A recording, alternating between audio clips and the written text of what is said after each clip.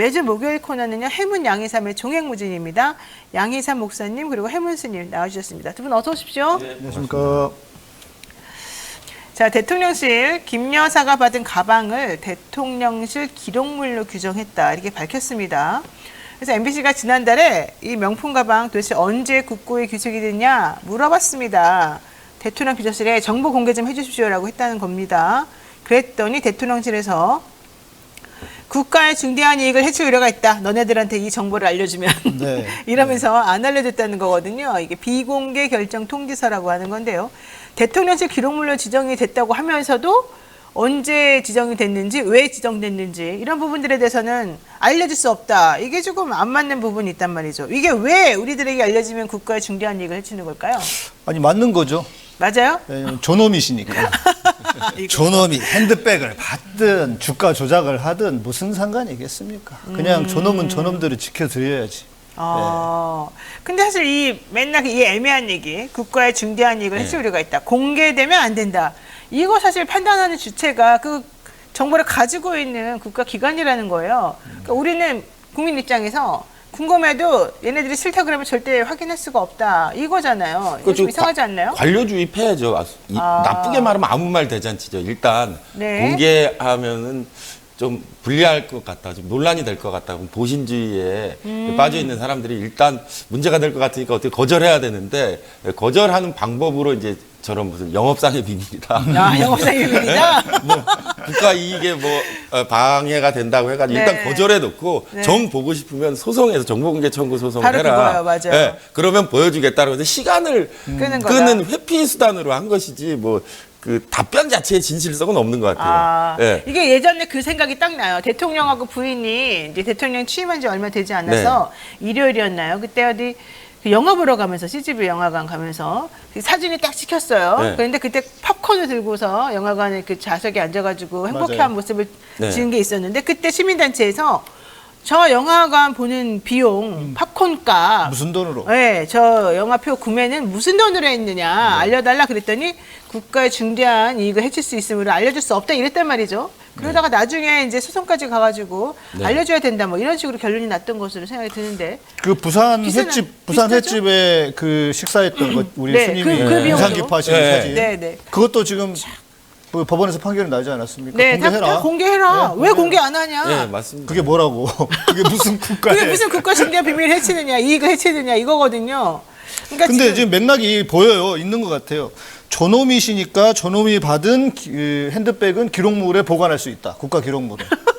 이러면 맥락이 맞잖아요. 아, 그런가요? 네. 또 그러면 존엄이시니까 드신 거는 뭐 알려주면 안 된다는 거예요? 그렇죠. 다 맥락이 맞습니다. 아, 진짜. 왜 이러세요, 목사님? 근데 제가 지적하고 싶은 것은 저 정보공개 비공개 결정한 것을 보면은 사실 관료라는 사람들이 주로 저렇게 정보공개 초과를 일단 거절하고 보는 게 이제 상례이긴 한데 과거의 지난 정권이나 과거에 비추어 볼 때 저게 심화되는 경향이 있어요. 너무 잦아져요. 왜냐하면 국민의 알 권리 때문에 정보 공개를 청구하면은 보여주는 공개하는 것을 원칙으로 정부가 가진 입장에서 회피의 수단으로 저걸 비공개하고 꼭 보고 싶으면 뭐 행정심판원이 행정소송에서 봐라라고 엄청나게 힘든 일이거든요. 그 뒤로 기일을 연기시키는 게 일반화되고 있다는 거죠. 그렇죠. 이번 정권에서 저 부분은 좀 해결해야 된다고 생각하는데 특히 김건희 여사와 관련된 건 과민하게 반응하고 있기 때문에 일단 하여간 난 모르겠다. 존엄.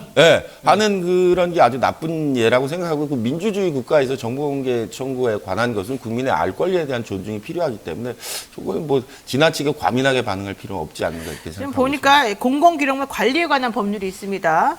여기 보면 목적이 이 법은 공공기관의 투명하고 책임 있는 행정 구현과 공공기록물의 안전한 보존 및 효율적 활용을 위하여 공공기록물 관리에 필요한 사항을 정함을 목적으로 한다 이렇게 돼 있습니다. 그러면서 업무와 관련해서 생산 접수한 기록물, 개인 또는 단체가 생산 취득한 기록 정보 자료 중에서 국가적으로 보존할 가치가 있다고 인정되는 자료 등등을 공공기록물로 우리가 취하겠다. 이런 얘기가 나와 있고요. 기록물의 생산부터 활용까지 모든 과정에 걸쳐서 진본성, 그러니까 진본이어야 된다는 거죠. 그리고 무결성, 신뢰성 및 이용 가능성이 보장될 수 있도록 관리해라. 이렇게 지금 되어 있습니다. 너무 진지하신 거 아닙니까? 아니 저는 이제 나라가 이렇게 저에게 알려주니까.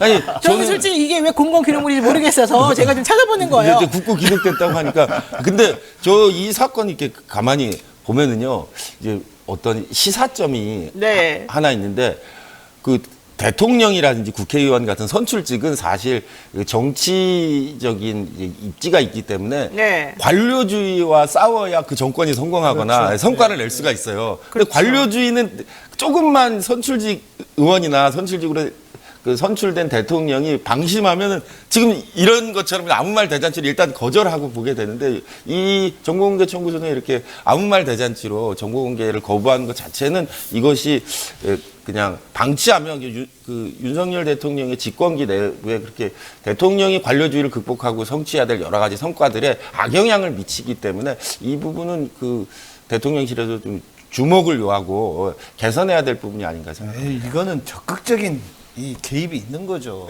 아, 그런가요? 존엄을 어떻게 건드리냐. 이 논리 외에는 설명할 방법이 없습니다. 이거는. 네. 이런 나라가 있나요? 자, 그런데 공공기록물 관리에 관한 네. 법률 37조에 이런 게 있어요.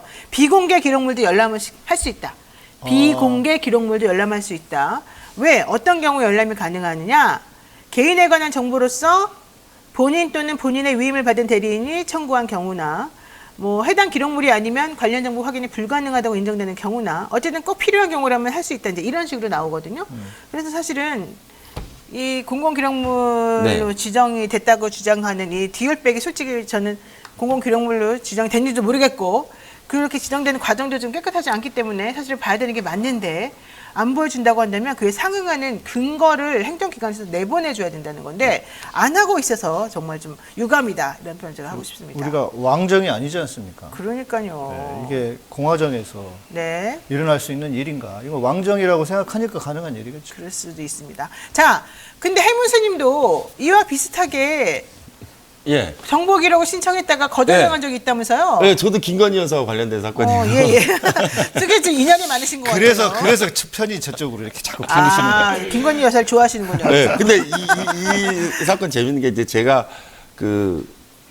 청구한 거는 지난 2023년도 4월에 김건희 여사가 그 보스턴에 가셨을 때. 네네, 문화재청에. 보스턴 미술관 소장 사리를 협상을 재개하고 반환해줬으면 좋겠다, 그런 이제 제안했던 적이 있는데요. 네. 근데 그 뒤에 제가 좀 기다리고 있었는데 문화재청에서 움직임이 없어가지고 석 달 뒤에 8월 달에 제가 그 몇 개 질의를 했어요. 문화재청에 어떤 질의를 했냐면, 이게 2009년도에 보스턴 미술관에 사리를 준다고 했을 때는 그 문화재청이 안 된다, 사리만 돌려받을 수 없다, 거절해서 무산됐는데. 그렇죠. 예, 사리구는 안 되지만 사리는 반환하다. 그 반환할 수 보스턴 있다. 미술관의 입장이었는데, 김건희 여사의 제안으로 이게 제기된 뒤에 어떤 조치들이 있었나? 김건희 여사는 이걸 왜 얘기했는가? 네. 그 뒤에 보스턴 미술관으로 어떤 문서를 받았고 어떻게 문화재청이 대응했는가를 제가 당시에 협상 당사자, 그러니까 관계자이기 때문에 제가 정보공개를 청구했는데, 저는 국가의 이익이 아니라 거절당한 이유가 국방 등의 국익 침해로 국방이요?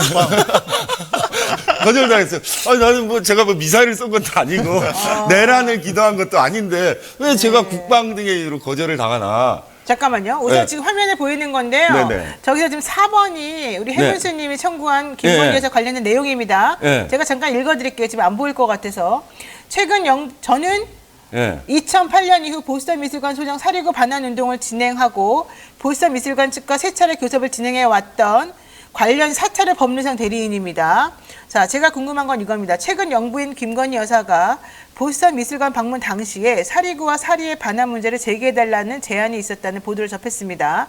이에 그간 협상을 담당한 당사자로서 네. 다음의 상황을 정보공개에 청구합니다. 이러면서 정보공개 청구 항목을 적어 놓으셨는데, 이게 네. 첫 번째, 네. 김건희 여사의 제안 이후에 진행 경과 및 관련 문건이 있느냐, 예. 2023년 4월 이후에 보스턴 미술관으로 발송한 공문 일체를 알려달라, 2023년 4월 이후 보스턴 미술관으로부터 수시나 문건 일체를 보여달라, 영부인 제안과 관련된 문화재청의 대안 및 조사 보고서를 알려달라, 이런 거였습니다. 네네. 근데 이렇게 일체 달라 그러면 안 줘요. 예. 그러니까 관련된 자료, 중 특히 뭐 필요한 거 이런 것 정도 좀 특정해 주는 게 좋은데 어쨌든 예. 이런 건 알려달라는 건 사실 좋은 거잖아요. 예, 그렇죠. 여사가 얼마나 여기에 구체적으로 일을 했는지 알고 싶다는 거잖아요. 네. 근데 비공개 근거 조항, 국방 등 국익 침해의 우려가 있다.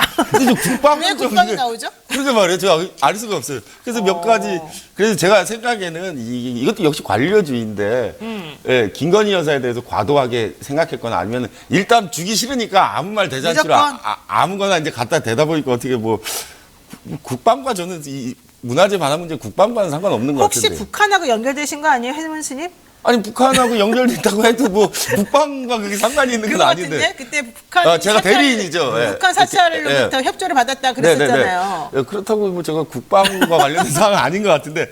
근데 제가 근데 사실 이 문서가 공개되면 김건희 여사 입장에서는 좋은 것 같은데. 예, 훨씬 좋잖아요. 네. 자기가 이렇게 준비했고 이런 문화재 반환에서 이런 입장을 냈다는데 문화재청이 그렇죠.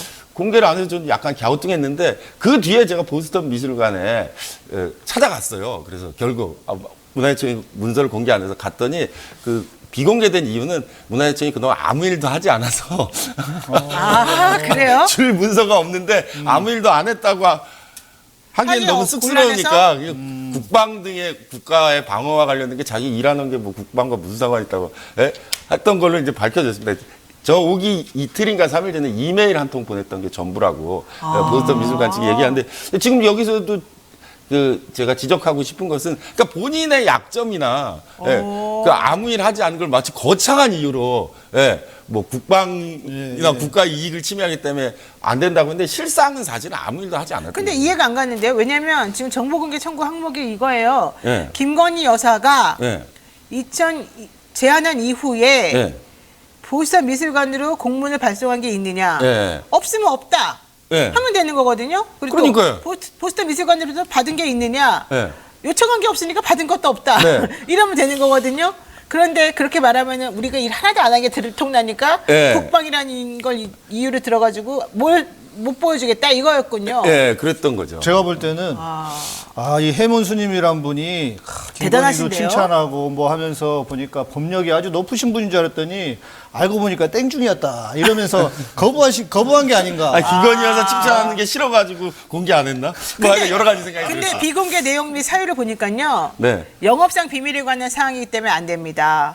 외교관계 등에 관한 사항이니까 안 됩니다. 내부 검토 과정에 있기 때문에 안 됩니다. 이게 지금 세 가지 항목이 나오거든요. 네. 근데 여기에 지금 사실은 뭐 하나 영업상 비밀? 그거 좀 이상하잖아요. 이 영업상 비밀은 안 관련 맞죠? 없는 것 같고요. 예. 네, 외교관계 등에 관한 사항입니까? 이게 특별하게? 그 김건희 여사 뭐 외교관이 아닌데. 그러니까. 그 외교와는 특별히 상관없는 이게 그 보스턴 미술관에 있는 사리가 국유 재산이 아니고 네. 불교 재산이어가지고 네. 사찰과 보스턴 미술관이랑 이해관계 당사자잖아요. 이해관계 당사자들끼리 뭐 사실 법적으로 얘기하면 민법상에 그 당사자들끼리 오가는 대화인데 왜 국가가 개입해가지고 이 외교 관계를 처리했는가? 그건 좀 알 수 없는 그렇죠. 게다가 일도 하나도 안 해놓고. 네. 근데 진짜 이유는 이제 이메일 11월 달까지 그 이메일 보낸 게 다였기 때문에 난처하니까 그냥 거부했는데 근데 거부의 이유를 너무 거창하게들 다루셔서 그러니까 국방. 늘 오해하게 하는 거겠죠. 그러니까 지금 우리 국민들이 참 딱한 시절을 살고 있다.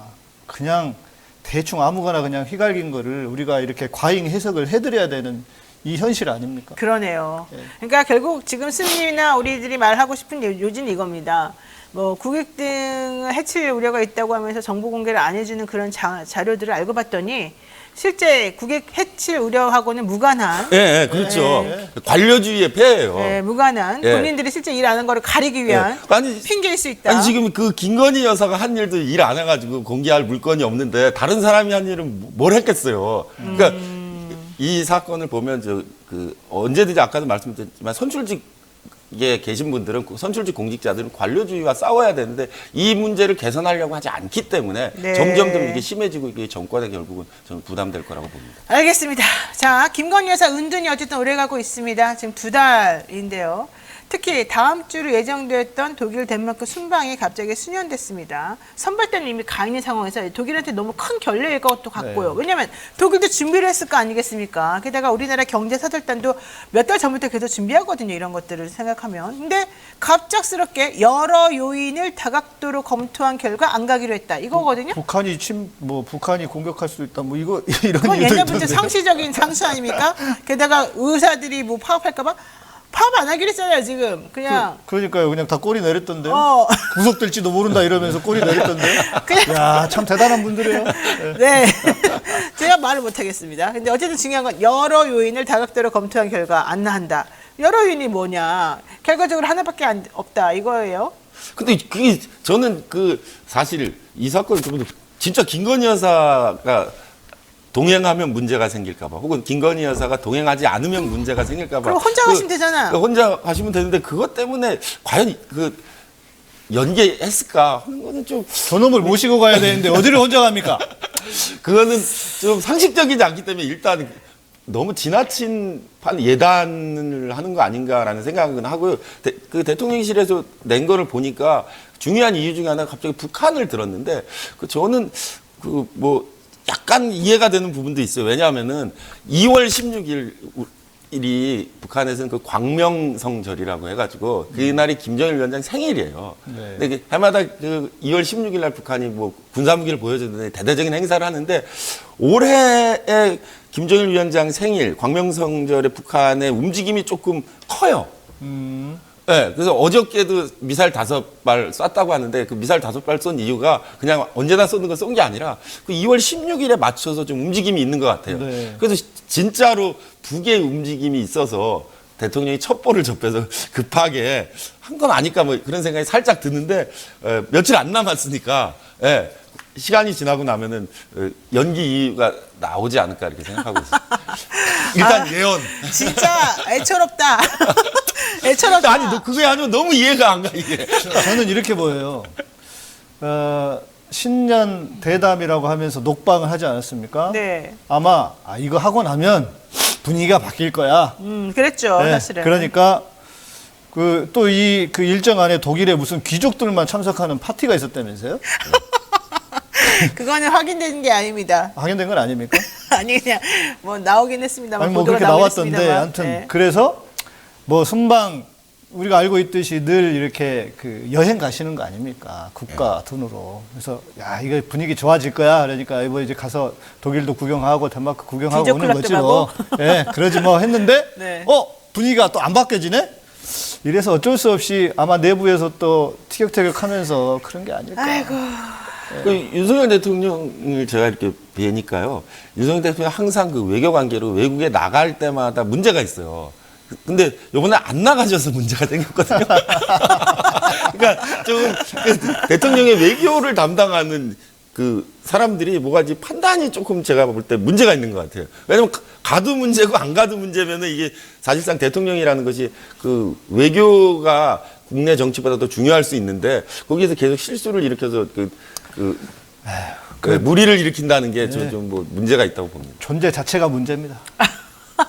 그렇게까지 말하기는 좀 힘들겠지만 어쨌든 취지는 알겠고요. 김건희 여사가 여권의 성역이다. 이제 이런 거를 또 사실은 직간접적으로 알 수 있는 자료들이 요즘 최근 또 많이 나왔습니다. 김경률 국민의힘 비상대책위원 어제 아침 라디오 인터뷰하면서 김건희 리스크를 언급했다가 많은 풍파를 겪었다. 네, 네. 특히 발신번호 제한으로 온 나에 대한 여러 가지 얘기들을 보고 내가 깜짝 놀랐다. 이런 얘기도 했습니다. 그러면서 그러다가 잠길 뻔했다. 이런 말합니다. 잠길 뻔하다. 야, 이거 되게 전문적인 용어인데. 묻힐 뻔했다. 아니 이거잖아요. 무슨 말인지요? 조폭들이 이거잖아요. 야 묻어 이거잖아요. 잠가버려. 담가버려. 이거잖아요. 이게 말이 되는 거예요, 비대위원이. 여권의 비대위원이. 근데 이게 이제 제가 생각해봤는데 물에 잠길 뻔했다는 건지 문이 잠길 뻔했다는 건지. 풍파라고 하는 걸 보면은 네. 물이 일 확률이 높죠. 네, 물에 빠져서 잠길 뻔했다. 에이? 뭐 이런 뜻인가? 직접적으로? 아니 그러니까 아니 뭐 그 비유자 비유겠지만 표현이지만 예, 그게 조금 김경률 비대위원도 조금 더 상세하게 얘기해 줬으면 저같이 이제 못하겠죠. 예, 이 정도도 아니 대단한 거죠. 문이 잠길 뻔한 건지 아니면 물에 잠길 뻔한 건지가 이게 어떻게 된 건가? 네. 예. 아니 어쨌든 간에 이 말이 지시하고 있는 것은 사실 정확하다고 할 수 있는데요. 논의 자체가 예, 많은 사람들로 하여금 그 회피하게 한다. 예, 그 좋은 이야기건 나쁜 이야기건 간에 예, 언급되는 것 자체가 문제를 일으키고 있다는 걸 이제 우회적으로 시사했다고 보는데요. 그래, 그 네. 얘기가 있어요. 김건희 여사가 윤 대통령에게는 금기어에서 금기어. 네. 그래서 네. 대통령 앞에서 그런 얘기하면 안 된다라고 초창기 때 칼럼이 나왔었어요. 네. 윤석열 정부 임기 초반에. 근데 그 얘기가 지금도 그대로 유지되고 있는 거 아닌가? 이런 생각이 좀 들어요. 그러니까 이게 제가 네. 처음부터 말씀드렸지만 저의 오늘 키워드는 계속 한 가지입니다. 존엄. 네. 존엄은 건드리는 게 아니다. 이런 이거 결국 아닙니까? 그러니까 내가 죽을 아니, 뻔했다. 그러니까 담글 뻔했다. 담길 뻔했다. 아까 그 정보공개 청구 관련돼서 국가 이익을 침해해서 비공개되고 저는 국방을 침해해가지고 비공개된다는 얘기처럼 이게 거대한 그 틀로 이렇게 막고 있다는 거죠. 논의 자체를. 근데 그런 게 아마 김경률 비대위원에게도 적용됐을 거고 앞으로도 상당 기간 동안 계속해서 네. 동일하게 중복되어서 나타날 거라고 생각합니다. 바뀌지 않을 거라고 봅니다. 그래요? 네. 자, 그런데 사실 제가 조금 놀란 것 중에 하나는 이겁니다. 한동훈 비대위원장이 처음에 비대위원장 되면서 김광률 씨를 비대위원으로 임명하고 네. 마포에 정청래 의원 지역구에다가 공천하겠다 해서 네. 한참 난리가 났었지 않습니까? 사천이네, 대통령의 뜻을 뭐 어기네. 왜? 네. 김경률이가 말이 앙뚜아네트 표현까지 쓰면서 김건희 여사를 모욕한 상황인데 어떻게 그런 사람을 여기다가 갖다 놓냐? 이제 이런 거였단 말이죠. 그러니까 사람들이 전부 다 한동훈이 이제부터 윤석열 대통령에게 좀 맞설 것이다. 내지는 김건희 여사 얘기를 하면 그때부터 너는 끝날 것이다. 뭐 이러면서 서로 이제 의견들이 엇갈렸단 말이에요. 그러면서 김경률도 그만두게 하고 한동훈 너도 그 자리에서 나가라 네, 라고 네. 대통령 비서실장이 막 연락했다 이런 얘기가 쭉 나왔었잖아요. 결과론적으로 김건희라는 키워드는 영린이다 이제 이런 얘기였단 말이에요. 그 이후에 어쨌든 한동훈 비대위원장이 90도 각도로 인사하면서 여러 가지 장면을 연출하면서 대통령이 승으로 마치 이제 겉으로 보여지긴 그렇게 보여졌었습니다. 근데 그때까지만 해도 수많은 사람들이 이거는 그래도 한동훈이가 판정 승이야. 네, 왜냐하면 겉으로 보여지는 그 90도 인사 하나 가지고 대통령의 모든 것들을 그냥 잠재우고 김경률도 안 자르고 잘 있잖아. 그렇죠. 이제 이랬단 말이죠. 그런데 지금 한동훈 비대위원장의 발언이나 이런 걸 살펴보게 되면 생각보다 너무 많이 수그리고 있는데 이런 생각이 좀 들거든요. 네. 김경률 씨도 마찬가지고. 네. 이거 어떻게 보십니까? 이제 제가 볼 때는 지난번에도 한번 제가 말씀드린 것 같은데 한동훈이 이 작전을 좀 잘못 짜지 않았나. 작전을 네. 작전이 있어요? 뭐 그러니까 작전 펴야 돼요? 예를 들어서 쿠데타를 일으키려면 세력을 만들고 그 세력과 함께 하는 거지 혼자 입으로 턴다고 해서 되는 게 아니지 않습니까? 그렇죠. 그런데 지금 이 상황은 보니까 어떤 그 국민의힘 본인이 비대위원장 뭐 대표와 다름이 없는 위치에서 자기의 세력들을 만들고 뭔가 진짜 쿠데타를 일으키려고 했어야 되는데 세력도 없이 그리고 뭔가 자기가 지난번에 말씀드린 것처럼 이제 이 셀카 찍으면서 뽕 맞은 그 에너지와 그 힘으로만 뭔가 내가 대단하네 하면서 하다가 이게 지금 이런 상황이 온 게 아닌가. 한마디로 너무 나댔다 그렇죠. 그거 아닙니까? 네네. 그러니까 그러니까 뭔가를 준비를 했어야 되는데 그래서 준비를 안 몸을 했다. 사릴 수밖에 없는 구조다. 지금은 지금은 근데 지금은 숨죽여 있는 거고 좀 있으면 또 다시 비상할 거다. 뭔가 기회를 엿보겠지만 쉽지 본인이 않다. 한번 이렇게 꺾인 상황이라면 쉽지는 않을 수도 있다. 오히려 총선 끝나고 나면 또 어떻게 될지 모르니까 총선 끝나면 쫓겨날 거고요. 그럴까요? 이겨도 쫓겨나고 저도 근데 쫓겨나고. 한동훈 비대위원장 인기가 엄청 많대요. 그래서 인기 오히려 있는 것 같아요.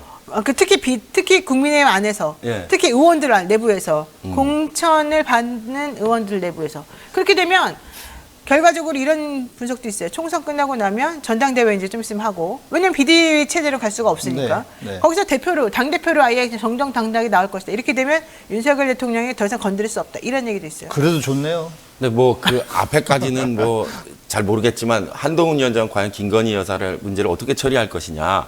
그래서 저 이렇게 좀 생각해 봤는데 제가 지난 20년 동안 일본 놈들이랑 엄청 싸웠거든요. 근데 제가 일본 놈들이랑 싸우면서 배운 게 있어요. 일본 사람들과 네, 일본 사람들과 하도 싸우다 보니까 이게 정상인데. 네. 죄송합니다. 놈이란 말 쓰면 안 돼. 네네네. 근데 일본 사람들이랑 하도 싸우다 보니까 그 영향을 받아요. 이게 좋아하는 것보다 싸우는 사람이 더 영향을 받아요. 네, 네. 근데 일본 사람들이 싸움을 피하고 문제를 해결하는 것 중에 대단히 특이한 방식이 하나 있는데요. 그게 해결하지 않는 것으로 해결하는 방식이 있어요. 버틴다. 그러니까 어떤 문제를 우리는 싸워서 해결하려고 하는데요. 그쵸. 일본 사람들은 그 싸우면서 그걸 해결을 안 하는 상태를 유지하는 걸 그렇게 양쪽이 합의하는 거예요. 이 문제를 해결하지 않기로 양쪽이 합의하고 그냥 싸움만 하는 걸로. 네. 크게 안 싸고요. 그 이제 그걸 해결하지 않는 것으로 해결하는 방식이라고 하는데 이를테면 독도 문제가 일본이 그렇게 한다는 거예요. 예, 독도는 한국 땅 맞지만 그렇다고 한국 땅이라고 인정하고 싶지 않기 때문에 네. 그 오이라 김종필 메모에 그렇게 써 있어요. 독도 문제는 해결하지 않는 것으로 해결한 것으로 한다. 예. 근데 이 김건희 여사의 문제도 한동훈 위원장이 혹이 독도 오히라 메모를 보셨나 예, 언급하는 것 같으면서도 언급하지 않고 해결할 것 같이 하면서 해결하지 않는 걸 보면 네. 그 누군가 조언을 했는지 김정필 오히라 메모를 보셨는지 그래도 우리는 일본이 아닌데요. 예, 해결하지 않는 것으로 해결하는 걸 결정한 거 아닌가 그렇게 보고 있습니다. 예. 이제 일본은 먹히는지 모르지만 한국에서는 안 먹히고. 한국 사람들 안 먹게 우리는 화끈해야 되는데 그러니까요. 이것도 아니고 저것도 아니고 제일 싫어요.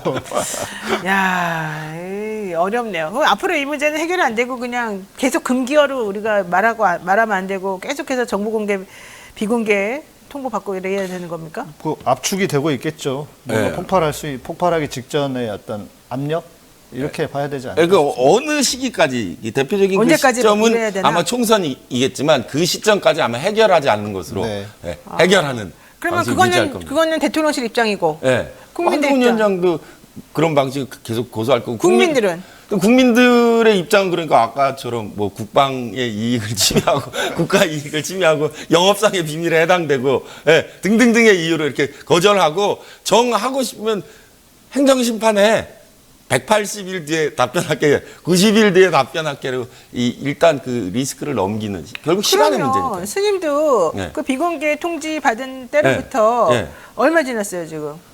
저는 행정심판이나 했어요? 할 이유가 없는 게 보스턴 미술관에 전화해보면 답을 해주는데. 할 필요가 없죠. 전화를 하면 답을 해주는데 네, 한국 정부가 보안으로 말 못하는 거지. 보스턴 미술관에 물어보니까 그런 사실 없다고 하는데 뭐하러 소송하겠습니까? 아니 그러니까 그래서 정부가 더 이상 이런 식으로 못하게끔 경중 울림 차원에서라도 근데 제가 경정 올리면 문화재청장님 또 싫어하시니까. 제가 본의 아니게 그 문화재청장님 학자로서도 존경하고 하는데 예, 청장 되신 다음에 저 때문에 괴로워하시는 걸 아니 되게 그 죄송하게 본인이 생각하고 잘했어야 있어요. 되는 거잖아요. 이렇게 또 하면 안 되죠. 그런데 그러니까 그게 우리나라 사회에 고질적으로 남아있는 그 관료주의라는 게 어떤 위기의 순간 국민들 앞에 당당하게 말해야 되는 그 순간을 그런 식으로 이제 회피하는데 아주 전통적인 기술자들이죠. 예. 근데 그게 이제 답답한. 알겠습니다. 야, 그런 우리 또 이렇게 현실과 타협하는군요. 지혜의 우리는 이거 같아요. 스님이. 나라가 얼마나 망가지고 얼마나 추해질 수 있는지를 보는 현실인 것 같습니다. 알겠습니다. 네, 오늘 말씀 여기까지 들어야 되겠습니다. 종교 지도자와 함께 다시 말씀드려요. 종교 지도자와 함께 종횡무진 질문하고 가르침을 얻어보는 시간. 해문 양이삼의 종횡무진. 오늘은 여기까지 조금 죄송스럽지만 정리를 하고 끝을 해야 될 것 같습니다. 두 분 말씀 고맙습니다. 감사합니다.